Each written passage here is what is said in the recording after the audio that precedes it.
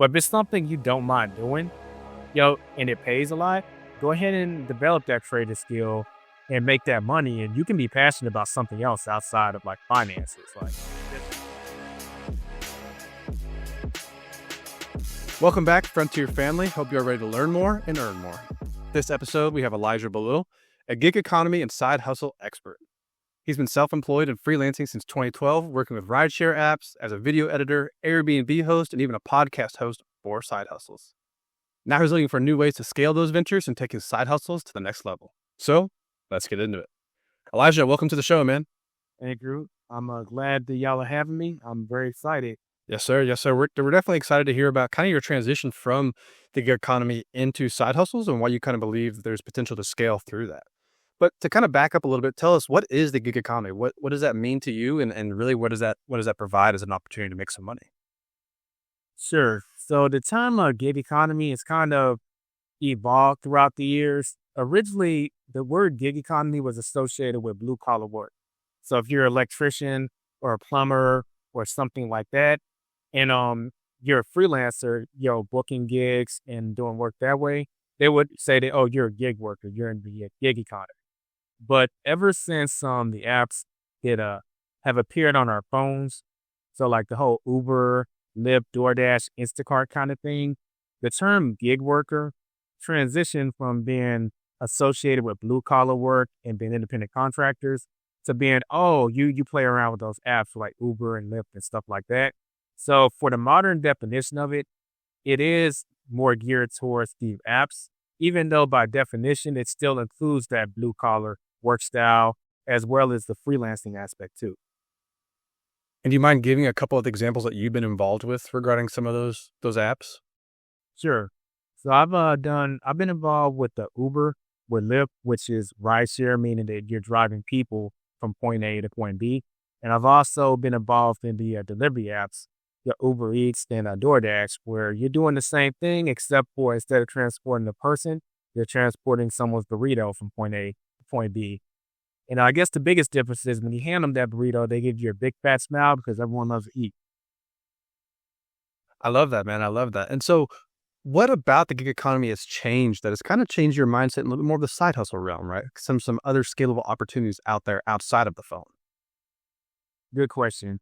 So it's not a big secret that the gig economy, the pay has started to go down in terms of like the Uber and Lyft and the DoorDash. And even if it's not going down, it's always fluctuating because for those of y'all that don't know, these apps are predicated upon supply and demand. So if there's a lot of demand for food or there's a lot of demand for rides, then you're going to have the opportunity to make a lot of money in the form of either promotions from these companies or what they call surge, where the customer is paying more to get that burrito delivered or to get that ride. So that alone is very circumstantial. But if there are way too many drivers out there, it takes away from the ability for any surge or promotions to happen. So your pay can actually get nerfed just by default from a lot of people just being on these apps. I mean, a good example I could give of this is years back during Trump's first term, when he shut the government down, everything slowed down on the gig economy apps. And people started to wonder why.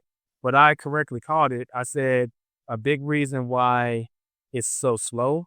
Part of it is the time of year, but the other part of it is all those government workers. They got on these apps to pay their bills for that 3 weeks that the government was shut down. What are they supposed to do for money? They download these apps and they got on them. And that affected the pay on everyone that was doing it full time. But there's nothing you could do about it. So instead of relying on the gig economy that can be very circumstantial, if you really start going the side hustle route, get yourself a trade or skill and develop it, this is something that you'll always have in your back pocket to leverage to make money, regardless of the situation of the market or what's going on in the economy. No one can take that skill away from you, and it can be something you can use to make money going forward. And just for reference, is working for some of these app-based systems still feasible for a side hustle or a full-time gig? Where do you kind of put it in the ability to kind of make money from these apps? So I personally put it in the side hustle category, but a full disclosure, I have been in a position when I was getting started where I did it full time. It was around 9 months where I did it completely full time. But if you're gonna do it full time, I think the advantages start to diminish the longer you stay in that industry. So don't stay in there longer than 6 months to a year. We're talking about full time because it can give you an opportunity to learn a new trading skill while you have control over your schedule to be able to do so. If you were to get another job, technically the company is going to be in charge of you putting in what hours you work, how much you work, that kind of thing. The gig economy can give you a temporary break, just kind of put the pause and be able to pay your bills. And then you could learn that trader skill. But after you go past a year, this is where it starts to get more of a sunken cost kind of thing. Because if most people use their car, they're not leasing the car. So the mileage starts to add up. You start getting more complacent, too comfortable. And I hate to say this, but these apps, there's always a chance that someone just didn't like the way you smiled at them in rideshare, and they could just complain about you, and then that company will just deactivate you. And there are a lot of apps out there, but you really want to be feeling like that. You want to have something already developed. So the gig economy really gives you that opportunity as long as you see it for an opportunity. Don't stay in there past a year, at least on a full-time basis. Now, if you need to just make maybe $100 to $300 per week and it's just part-time, I think it's a great side hustle, but truth be told, I still will want to have that trade or skill in your back pocket because everything I said still applies. It just applies to a lesser extent. I mean, your full-time income won't be dependent on the gig economy. So if it was to disappear, you could probably get by without it. But here's food for thought. What if you got your HVAC license and you developed a catalog of clients and you did one job that paid you that $300 in a month? Well, you made that same money in less time. And what you do with that time is up to your imagination. Absolutely. And kind of transitioning into more of that side hustle and that scalable opportunity. What were some of the ventures that you were involved in as you kind of decided to transition out of the gig economy?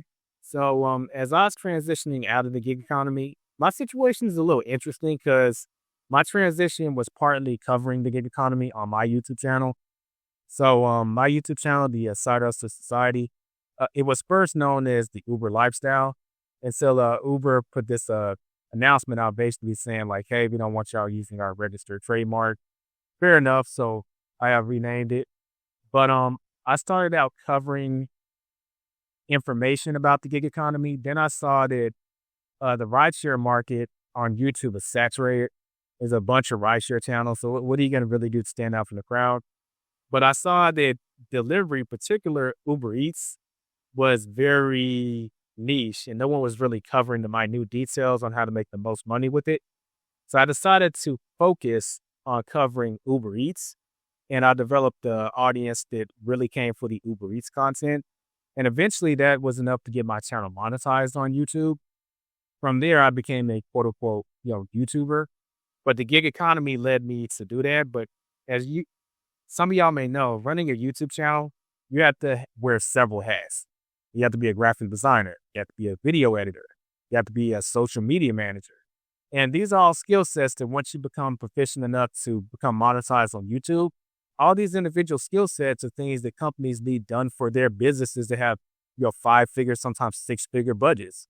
So that's when I decided to start freelancing. And the hours I started putting in the gig economy, minus the hours I was putting in just so I could stay relevant as a channel and cover things that need to be covered. But the hours started trickling down slowly to where like maybe I would spend 5 hours a week in my car with the gig economy, and the rest of it was freelancing, whether it be with video editing clients or being a social media manager. And so that first gig, sorry, maybe I shouldn't say gig, that first opportunity as a freelancer, was that someone that reached out to you then, recognizing that your proficiency with the YouTube channel you had? Did they reach out to you, or did you start finding those freelance opportunities? How did that come about?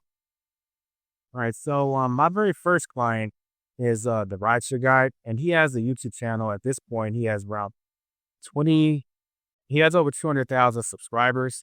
He has content that talks about the gig economy too, just on a much, much, much bigger scale. But he's called the rideshare guy. So you imagine he didn't have like that much content about delivery at the time. There's some content, but the thing is, with these apps, they're always making updates and it's becoming outdated. So I checked out one of his videos as a Uber Eats tutorial on how to complete a delivery, and the information was outdated. The Uber app had been updated since then, so it looked completely different. So I actually emailed the founder of the rideshare guy, Harry Campbell, and told him I've been following him for a while and I admired his in the work he's doing for the gig economy. But the the Uber Eats tutorial that's currently up is outdated, and I'd be open to making one for you. How would you feel about that? And I sent him my YouTube channel so he could see like the quality of my work. And he looked at that and said, I think there is some opportunity for us to work together. Why don't we do a trial run where you can make 3 videos for me? And once we evaluate that, maybe we'll bring you on as a full-time contributor. We can talk about more Uber Eats topics. He liked those 3 videos. In fact, the first video I did, the Uber Eats 2019 tutorial, became one of his top 10 videos. So from there, he saw that I had other talents, and he asked if I'd be open to doing some editing for the rideshare guy because he has a podcast. And I said, yes, I'd be open to it. And one thing kind of led to another. He was my first client. But then I saw the process I did with him. Why can't I do that with other people? That's awesome. So that right there, you're already scaling past your first freelance opportunity into other opportunities of scaling that and continuing to take that approach onto other opportunities. So how long did you kind of stick with just focusing on the video editing side and eventually scale into some other side hustle opportunities? Video editing is technically ongoing since I'm a YouTuber too. But in terms of doing it for other people, ever since 2019, when I started editing videos from Harry, it's really been ongoing in general to this day. I don't mean just for Harry, but I mean in general. Like even to this day, I still have clients that I edit their videos for. And some of these clients are, long-term contracts that are renegotiated every 6 months to a year. And some of these clients are people I've met in the quote unquote real world. I tell them I'm a video editor, and turns out they need some work done. It's on a more, I'll say, scattered basis. Like I need a video edit here, there, that kind of thing. But yeah, it's kind of been just a part of my freelance career forever, really since 2019 to the present. And of all these opportunities, which one has kind of taught you the most about entrepreneurship and kind of taking that role on as self-employed and growing that and being responsible for kind of your own success? I will say it is the video editing, but I would say a close second would be, and I didn't mention this because we haven't got into it yet, but I do have some properties on the Airbnb. One thing about any kind of digital products or just kind of a service, for the most part, it has the ability to be low cost or low expenses. But when you start getting into real estate, by its nature, it can be high expenses. So you really need to find out how to minimize those and make sure you take advantage of the tax deductions that you're allowed. Running an Airbnb, well, I won't say Airbnb business, but you can get people to in your units from anywhere. It doesn't have to be Airbnb. I'll just say rental business. That really it taught me a lot about business from a more, I don't want to say punishing perspective, because if you mess up, it is going to be punishing. But I'll say it gives you a better overview of business in general versus when you offer a digital service. Since there is so low expense and the margins can be kind of big, you don't need to pay attention to it as much versus the real estate. Or if you're not paying attention, if you're not careful, you could hang on to a property too long. It's not even making that much cash flow, or it could be costing you cash flow. We need to reevaluate that on a yearly, if not quarterly basis. And if it starts to decline too much, don't renew that lease because it becomes a drag on your portfolio. So of all the opportunities available to kind of get involved in kind of freelance or other more like investment style opportunities, how did you go about identifying the ones that worked for you and recognize that, hey, I really enjoy growing these skills or growing into the side hustle? What about it for you said that this is something that you were really interested in? Well, for me, I'm a people person. So anything that involves talking to people in sales, I do gravitate towards. But I would say that the easiest way to determine it is this something that you would do for free? Now, people probably heard that before. If the answer is yes, then that's a good sign that you should probably look into doing it professionally. And I'm going to say something that kind of contradicts that, but it is some wisdom to be kind of observed. A lot of people just assume that you have to be passionate about something. You have to be passionate about your work. And that's not necessarily the case. You could just not hate it. Make sure you don't hate it because that's going to make your life like just not fun. But if it's something you don't mind doing, and it pays a lot, go ahead and develop that trading skill and make that money. And you can be passionate about something else outside of like finances. Like there's several local things you can do that are passionate. Like you might be able to become a captain of a swimming team or something like that. You don't have to be passionate about your source of making money. A good example is the video editing. I think I've kind of grown to really like it, but initially it was just something I didn't mind doing. I didn't love it, but I didn't hate it. The important thing is I didn't hate it. It can serve its purpose, and I can be passionate about something else in my life to fulfill that emotional need. Hey, Frontier family. If you're finding value in today's episode, then Nathan and I want to tell you about a Facebook and LinkedIn community we're trying to grow of like-minded entrepreneurs who want to learn more to earn more. We share and discuss relevant topics, strategies, ideas, and overall ways to grow your net worth. So, if you're interested in learning more, check down in the description of this video or this podcast to find the links to those pages. All right, let's get back into it. Absolutely, kind of twofold there. A little bit of having the passion outside of the work you're doing so that although it may not be the most fun thing in the world, you have things outside of work that you're passionate about, that you're working towards.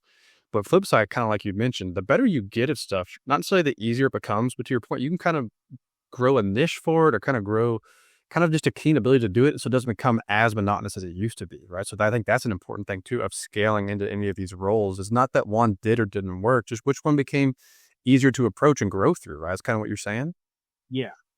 Absolutely, man. So then as you're talking to other people, helping them kind of scale out of the gig economy, right? Scale into their own side hustle or maybe their own service-based companies. What are some of the things you're telling them to really focus on as they develop these companies? What do they have to absolutely 100% get right from the jump? Okay.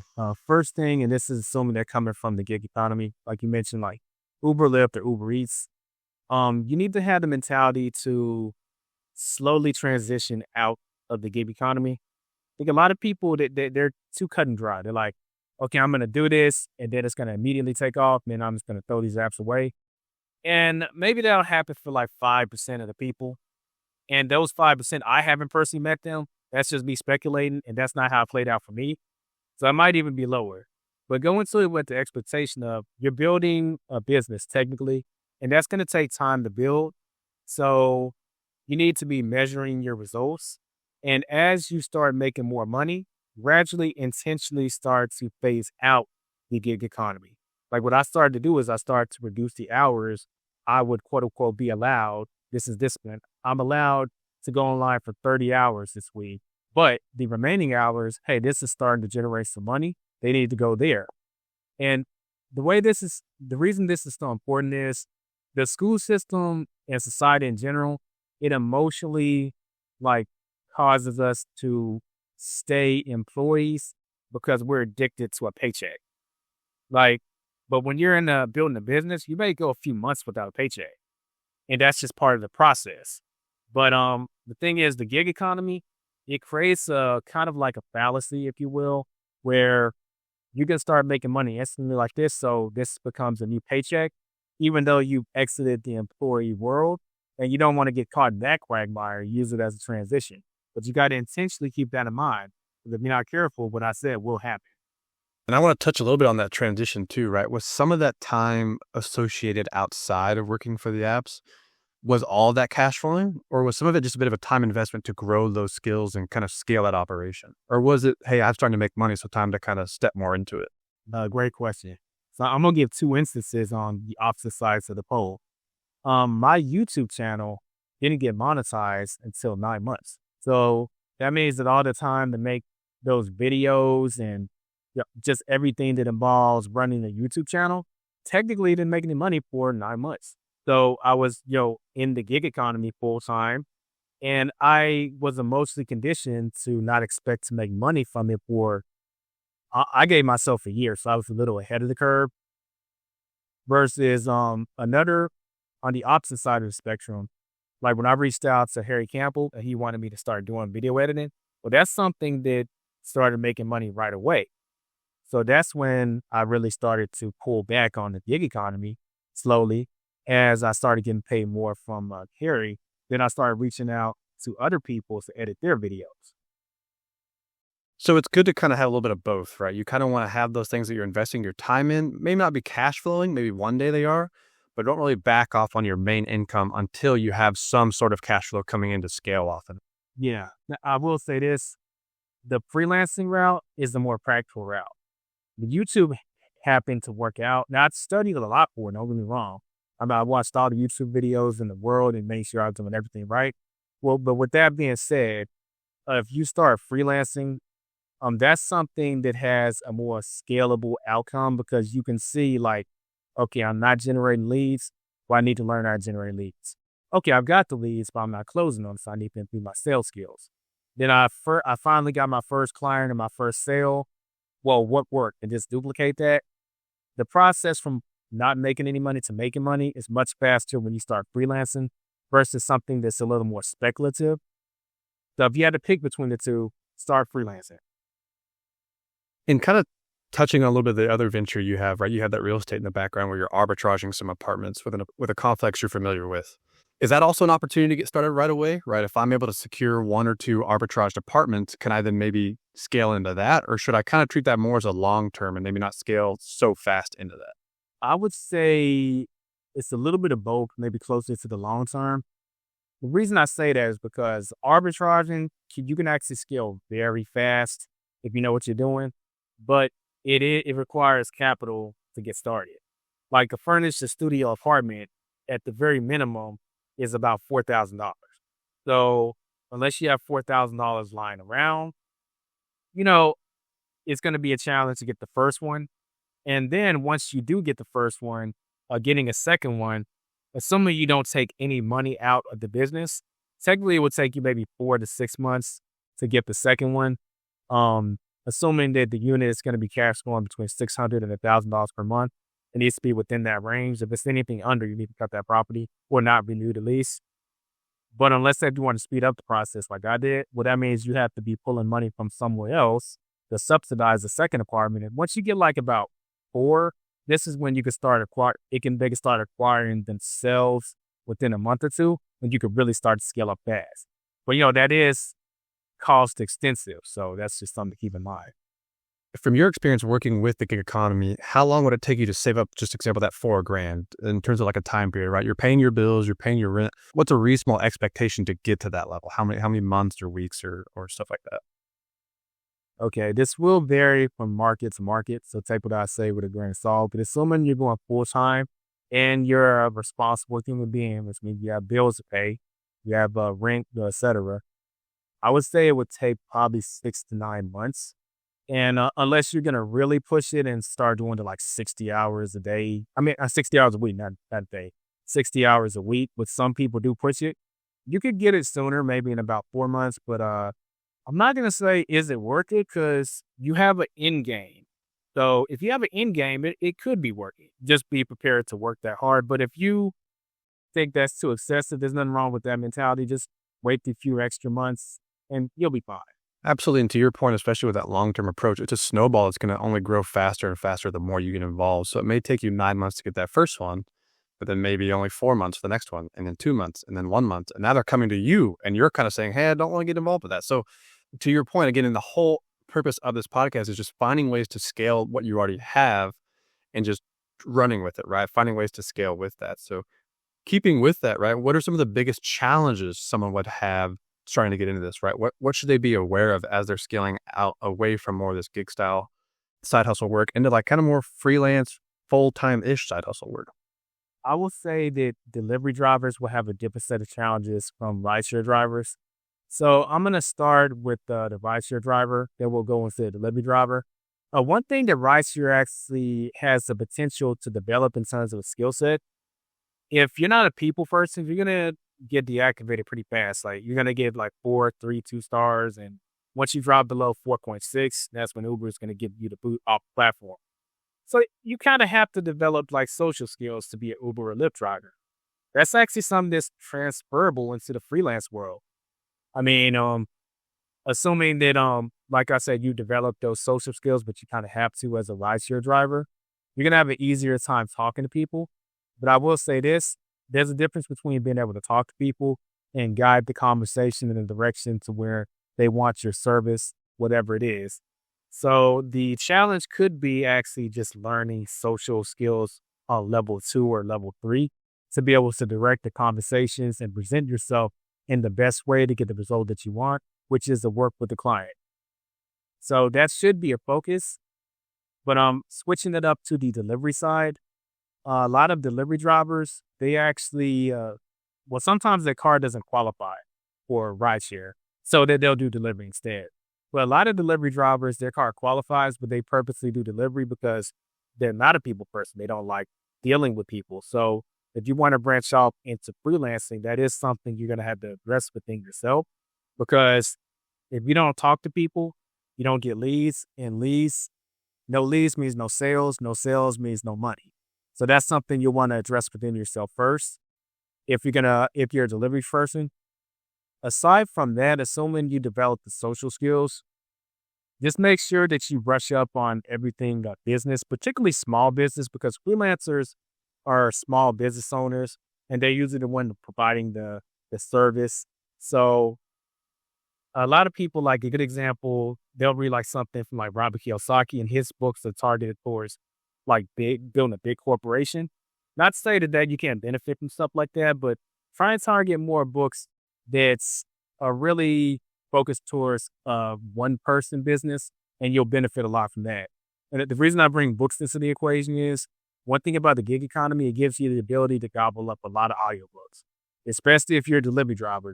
The burrito's not going to care if you're blasting Jay-Z or if you're gobbling up an audiobook or if you're listening to the Brothers Frontier podcast. So 2 of those options are going to make you more productive and further your goals. And the other one is just like an emotional release. Not to say to scrap the emotional release, but maybe do it 20% at a time. And the other 80%, yeah, go ahead and listen to something that's going to it's going to further your goals. And I love that because it's kind of a key comparison of just taking any venture you go on with an approach, right? There's nothing wrong with being in any of these, starting off anywhere, but to the point, okay, we'll find ways to grow to the next level, right? Even if you're starting the gig economy, yeah, listen to some audiobooks about how to get involved here or there. And to your point, not all the time, don't burn yourself out, but no different if you're starting in the side hustle realm. Yeah, still continue to find ways to improve your social skills or your serviceability or your processes, whatever it may be. Just continue to have that mindset, that motivation to grow and scale so you don't get complacent and you can find a way to kind of replace some of that mundane work and find a way to find passion and love it. So no, I love it's all kind of coming together no matter where you're at. It's just kind of having that right mindset, right? So building with that though, you talked a little bit on like the personalities of people, whether it be like the ride share or the delivery. Even for other opportunities out there, do you feel like certain personalities would fit certain trades for those that you've helped kind of line up other roles in kind of the service industry? Do you feel like one style of personality is better here and another is better there? Yeah, definitely. So it all comes to looking within yourself and recognizing your own talents. So I've always been good with technology. So is it really that big a stretch to kind of see that I'd be good as a video editor or a graphic designer? Not too much. And you have others who have always been good at being handyman. Like they know how to build stuff. And this is another aspect of the gig economy, one I really respect, but TaskRabbit. You found yourself playing around with that and getting hired and just for various things. Well, that's actually a skill set in itself. So what if you were to take that skill set and actually build a service-based business around it? See how that's very different from someone that's quote unquote good with technology? Absolutely. And I'm curious to build on that a little bit too, right? I know we're talking about stepping away from the gig economy, but where do you kind of see freelancing apps like Fiverr? So the difference is the gig economy, what you're doing falls under the category of unskilled labor. Unskilled labor isn't compensated a lot in our society, so it has an income cap. What you mentioned, like a TaskRabbit or Fiverr or Upwork, that's full of people that are skilled labor. They have some kind of service that they can offer, and usually it's a higher paying service. So Fiverr, Upwork, or TaskRabbit really just becomes a conduit for you to connect with the client. So if you kind of think of them as like a matchmaker and they're taking a fee for being the matchmaker, there's nothing wrong with using them. But I will say this, once you develop the sales skills and the ability to get leads yourself, that fee starts to become bigger and bigger, not because they increased it, but it's because, I can get the leads myself. Why am I giving them 20%? So I say there's nothing wrong with starting with them initially, but still develop the ability to get leads yourself. And eventually you may find yourself like, you know what, that's good to have in my back pocket. But I think I'm just gonna go out, network, go to the business chamber of commerce, get my 30-second pitch, go to networking events, just interact with the world, get my leads that way. And if things get slow, maybe I'll hop on those third parties. Okay, good. So it'll be a good stepping stone to figure out if you like this, if it makes you some money, and slowly scale out of whatever venture you're currently in. So that's good to know. So with that, right, we talk a lot about these different strategies, the different approaches, the different opportunities. And you also, it sounds like you're very educated in some of the things that we're on. What were some of those educational items that you really found heavily beneficial to your growth and your improvement over these past couple of years? I know it's kind of redundant, but it does go back to the books, particularly audiobooks. This is part of the reason I still to this day love the gig economy, because particularly delivery, even though I like rideshare better when comparing the two, delivery does offer an opportunity that you just can't pass up. It allows you to gain knowledge while making money. Like, it's just too hard to pass up. Whether that knowledge be books or whether it be podcasts or YouTube videos, I would say, and I know it's kind of cliche to say, but I would say that knowledge is the biggest portable item in my box that I've used. But in particular, I'll say books, because someone has spent their life mastering something and they're giving it to you for like $10 to $15, sometimes $20. Why not take them up on that offer? Especially when you find out what you want to do. There's plenty of people that have written books on whatever it is you're trying to do. Go ahead and grab the knowledge from them. Absolutely. And did any of those books or those podcasts stand out to you personally that you'd be willing to share with the audience to gain exposure from? Sure. So there's a book called Book Solid. It's called Book Solid by Michael Port. Now, I wish I had it behind me because I could pull it out and show it to you. But I have it on audiobook. I don't have the physical book. But it's like the freelancer's Bible.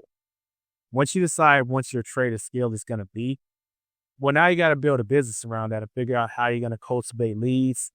And like I said, it's the Bible of freelancing, in my opinion. You got to pick it up.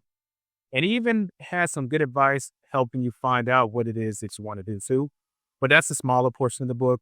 The bigger portion is, and once you know what you want to do, it's time to build that lead generating system and sales skills and marketing skills. Absolutely, man. And to you being a great example of some of those resources and some of that knowledge, what's a good way for people to reach out to you? Where can they find you to learn more about the things that you're involved in? Sure. So if you go to www.thesidehustlersociety.com, you can see various videos and articles that I've written.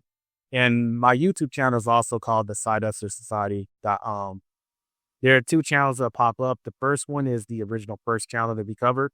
But 2 years ago, I did start a podcast where I interview people to break down their expertise on various businesses too, just so I can have that information available to my audience.